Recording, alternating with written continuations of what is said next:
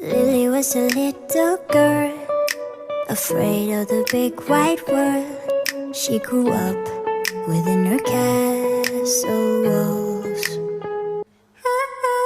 Now and then she tried to run, and then on a night with the setting sun, she went in the woods away, so afraid, all alone.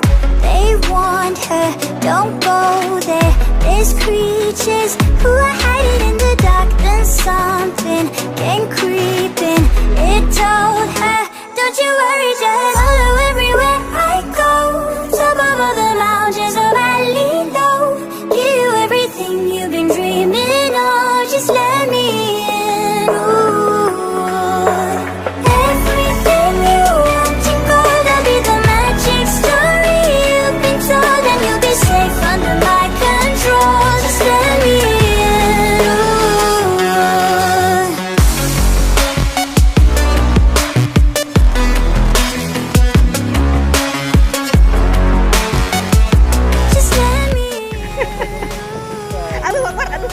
She knew she was hypnotized and walking on cold thin ice.